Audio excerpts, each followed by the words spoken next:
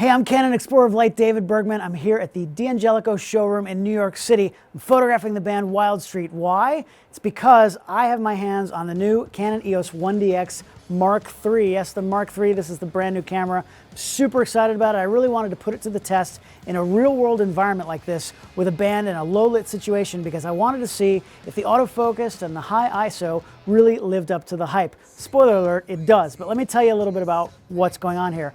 The biggest change for me is I've switched now with this camera to using the Auto Select AF, which is like the all focus points setup.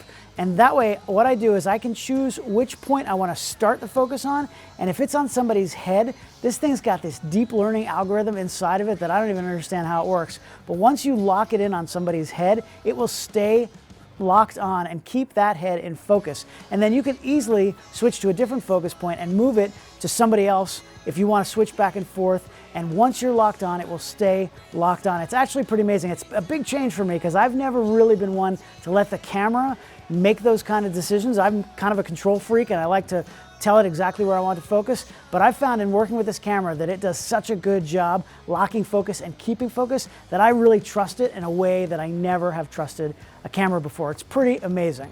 One of the coolest parts of that is that on the autofocus button on the back, it's actually now a live smart controller. So just like you used to use the joystick to move your focus points, or on the EOS R, you actually can put your finger on the screen to move it around. This one you can do it on the focus point, on the focus button. That AF on button itself has the ability to, you can move your focus point just by sliding around on that button. Listen, in my Shoot from the Pit concert photo workshops, I teach people that what you want to do is get yourself out of the camera and into the picture taking. The secret to making great pictures is to concentrate on what's happening in front of the camera and not think about the camera. So having that smart controller really allows you to do that even more because you don't have to move your finger at all to change your focus point. All you have to do is right where your thumb already is, you can slide that thing around and it moves the focus point seamlessly. It's pretty insane. So I'm really excited about that feature.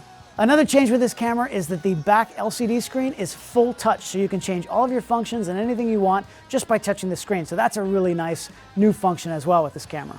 I'm happy to say that there's 2 card slots in here and they are both the same slot. Thank you, Canon, for making them the same type of card. They're both CFexpress. So that's a new format, but it is crazy fast and it's allowed a lot of new things. For example, the buffer on this thing, look, the 1DX Mark II had an incredible buffer. This thing basically has an unlimited buffer. You can't technically say that it's unlimited because we will hit it eventually, but you know what? The way you or I shoot, you're never gonna hit the buffer. I've been shooting for a few weeks with this thing and I've never hit the buffer once. It's pretty insane. You can just hold this thing down and it's gonna shoot away like crazy and never really hit that buffer. So buffer now with the faster processor, there's a new processor in here. It's the DIGIC X processor. Between that and the CFexpress cards, the buffer is basically non-existent. Pretty insane. You don't even have to worry about it anymore. Also, frames per second has gone up. We're talking 16 frames a second now when shooting optically. 16 frames a second. What that allows me to do is any kind of action, whether it's one of these guys jumping up in the middle of a show or sports action of any kind of movement, you can get more frames per second, so you can choose. It allows me to choose which picture I want at the peak action just by having more of those frames in the middle. 16 frames a second, that's pretty insane. And if you're shooting live view, you get 20 frames a second. So again, burst mode, no problem with this camera.